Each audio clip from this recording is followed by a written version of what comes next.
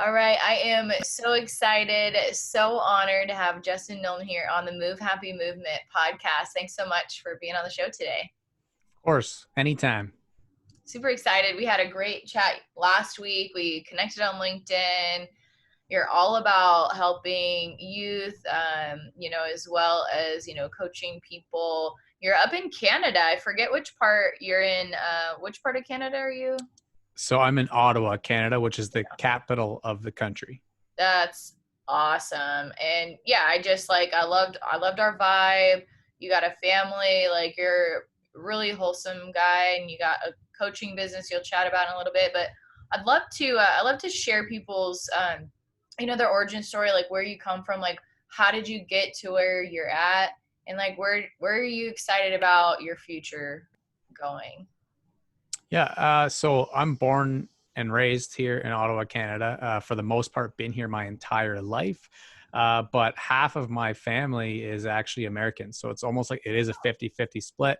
My mom's side is all in Michigan, mostly the Detroit area, Mm-hmm. and then dad from here in Ottawa. And so for my university years, as well as many other years, I've just taken time to go live in the States as much as possible, be around family.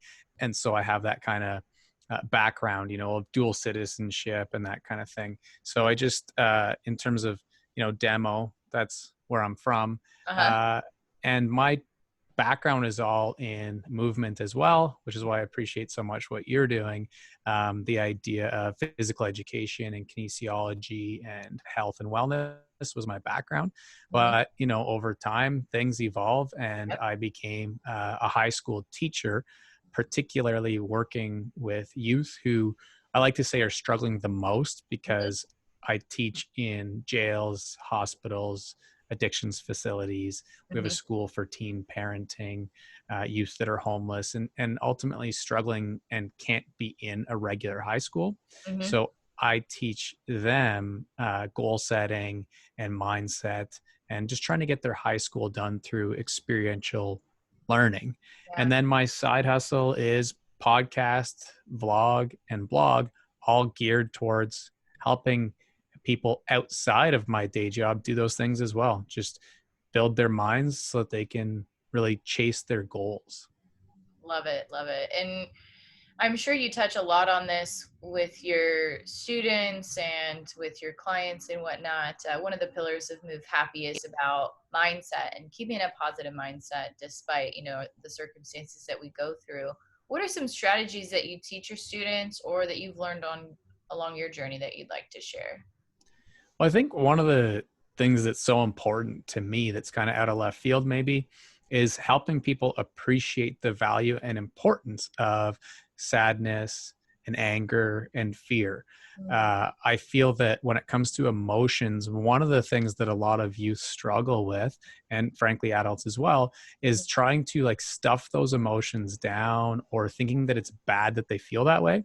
So I Mhm. think giving them the foundational understanding that those are very valuable, important parts of their psychology, but Mhm. we need to learn how to channel them. Yeah. Right. I love a Mac Miller interview before he passed, when he was talking about songwriting, and he was like, I don't know where I would be without sadness in order to be able to create the music I want to create. I Mhm. hate when I see other artists putting out happy music thinking it's going to help them when they're sad and like fighting with those demons, sort of. So just giving them the foundational understanding that all of our emotions are important, and then Mhm. how do we try and move towards vitality so that we kind of feel good no matter what the emotion is. And when they have that, I think one of the best tangible strategies is helping them add more and more mindfulness practices that Mhm. they personally like, not because a teacher is telling them they have to take yoga, or their parents are saying that they have to meditate or something like that, but Mhm. helping them discover the ones that speak to them Mhm. in terms of mindfulness. And the last thing I might add is I like to keep a really simple strategy of keep a line down the middle of a page, and on one side of the page, put the things that help you Mhm. feel better. And on Mhm. one side of the page, put the things that tend to make you not feel as good. And let's try and Mhm. do as many of the things that help and as few of the things that hurt in terms of your psyche. Yeah, I love that. And that's, you know, it's really nice that you mentioned about feeling the feels and really being mindful and present in your emotions. When I designed my journal for my patients, where Move Happy all began, one of the components of happiness, I included anger because that is a part of our emotional spectrum, if you will. So I'm really glad that you mentioned that in there, and not being afraid to feel how you're feeling and just accept it as a situational thing, and then you can move forward. And that's really a key pillar of mindfulness too, which is great. Second pillar of Move Happy is all about community. And I can imagine, you know, working in, you're like in 5, 8 different locations, different schools, different scenarios, different situations. What are some of the strategies that you've learned in building community as a professional that has to, you know, constantly be in different locations? The fun thing about this for me is that I actually studied my master's in it, was all focused on how do we build trust within organizations so that then we can do the innovative things, be Hmm. creative to Yeah. solve the problems that our clients face. Hmm. When we try and get creative, innovative, or test things out, but we don't have the trust there first, Hmm. then it's just like building a house of cards. It's going to come crumbling down. Yeah. So I think just focusing on trust building, and as funny as it sounds, it's all of these like head fake learning opportunities. You know, if you got a book that said how to build trust in a team, and that's often one of the best ways to go about it is to look at sports as like an example for us, and a metaphor is like when you look at really good coaches or athletic directors, you know, they might even have 100 athletes under them, but they build this like vibe and culture of we're all in it together. You know, there's accountability, but there's also an appreciation of failure, and everyone kind of knows their roles, and all the things that go into really good group dynamics and team building is Hmm. what I would say is the most important thing. And sadly, a lot of times it just is not made a priority, right? People are in survive mode instead of thrive mode because for too long they've been looking at sort of those external problems, external factors, instead of building from the inside out. Yeah, those are great strategies for community. Thank you for that. Third pillar is all about movement. So you mentioned, you know, fitness background yourself. You know, designing it initially, it was for patients in a psych hospital, so we didn't have a lot of money. So created a lot of workouts with minimal equipment.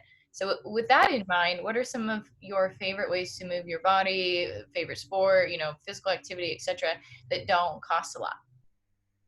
Yeah, I think just helping people understand that moving at all is valuable. So, you Yeah.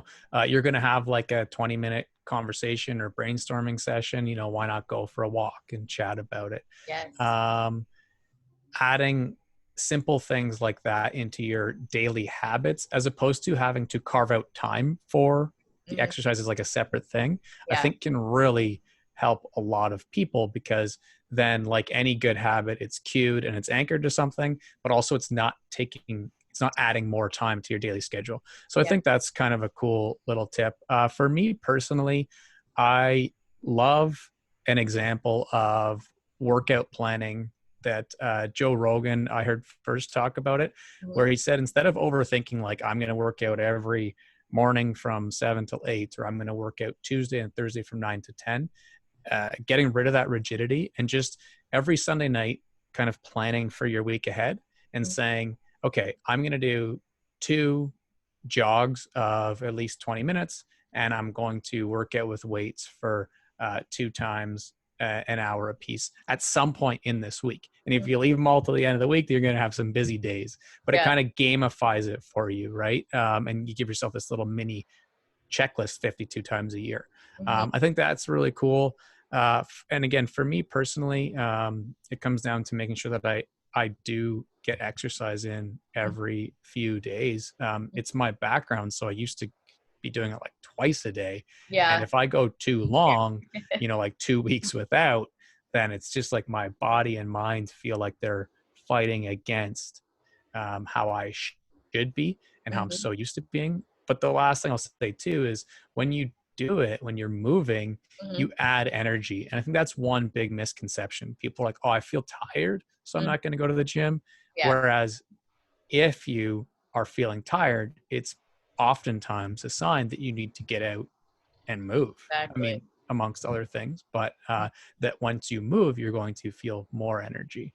Yeah, yeah. And you're absolutely right. You know, it's kind of one of those weird coincidences that it helps us sleep better, but it also gives us more energy too. So that's awesome.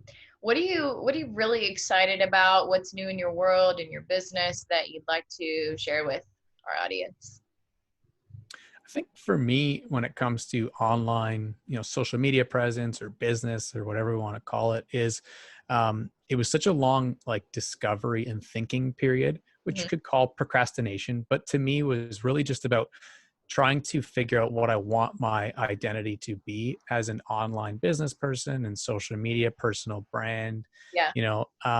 and what I'm so excited about is that for the first time since I started using social media 2 years ago, I have a very clear direction of where I want to take things. And I was getting confused between, do I need to make money to fuel the content, or is the content just for free? Hmm. And really stuck in what I wanted to do. So I know that it's two pieces. For one, the majority of what I want to do is create content for free, like any online personality who doesn't really have the, pay me this and I'll make a video like freelance going on. I want Yeah. it to be truly starving artist creative as much as possible. And so all of that content is pushing the boundaries of Malcolm Gladwell's theory of 10,000 hours and just trying to learn things relatively quickly Hmm. and share what I learn and just taking different topics. So right now I'm learning online business, and everything I try and put out into the world is like, look, I learned this. Here it is for free. You can learn from it too.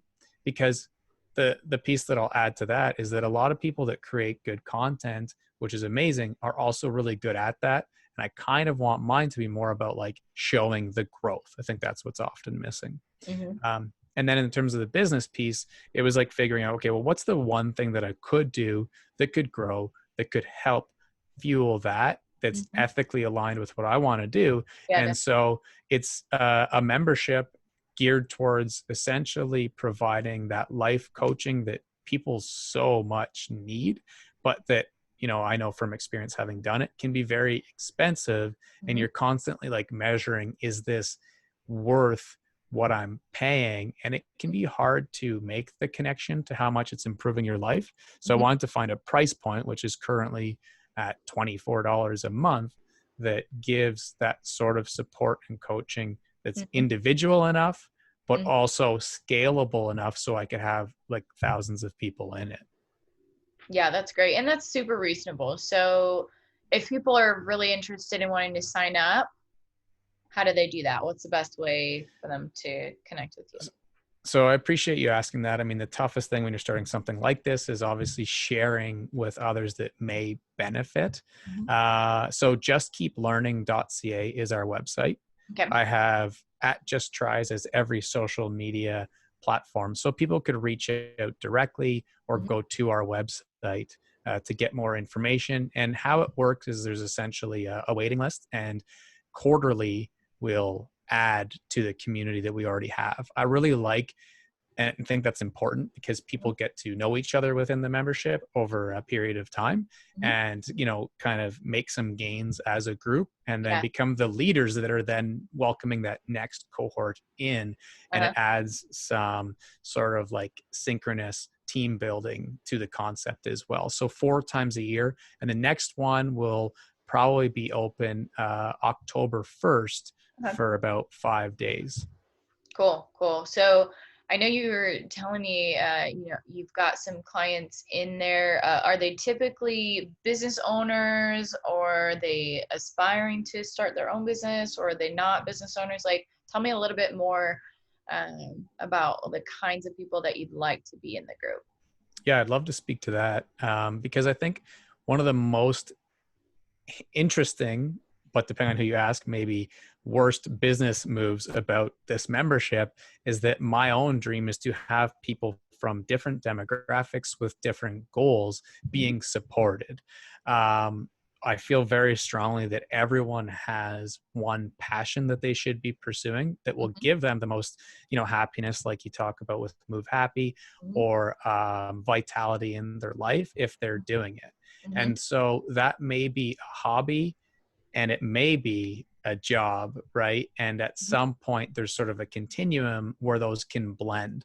Mhm. So I think the best way that I love describing it is it's helping people identify what that passion is Mhm. and pursue it. Mhm. Um, Sometimes within the membership, that's because they want to turn it into a career. A lot of times, I think they want to make that their full time thing, Mhm. but it's a side hustle that they just need help getting started and getting clarity on how to get started. Cool. Cool. Sounds good. Awesome. So just tries on all social media or hit him up on LinkedIn. And last but not least, I always love to close it out with a silly question to help the audience kind of get to know you on a more personal level. So what's your go-to, like, if you could have any dinner ever in the world, what's like, calories aside, what's your favorite go-to dinner? I don't think it's gonna be that exciting because I think it's boring. Like it's, or maybe it's a typical answer, but I'm definitely like the Ninja Turtles, and I definitely like pizza. You said Yes, meal. You said meal, right? yes. So what's Yeah. on your pizza? Uh, I guess because I have two young kids, it tends to be pepperoni, which is boring, but pepperoni on top, which is an important thing to point out, like that Okay, crispy okay. pepperoni. Uh, but pepperoni, green pepper, and mushrooms if I went all out. All Yeah. right. Very And cool. hot sauce. And That's hot unique sauce, too. like on top, or do you dip it on the side? Either. Either. Okay. Do you have like a particular hot sauce or any hot sauce? Also typical. I use Frank's Red Hot. Okay. All right. Good to know. All right. Hmm. Well, thank you again so much for being on the show. This has been fun. Of course. Thank you for having me. I just love being able to chat about anything when it comes to mindset or moving happy. So thank you.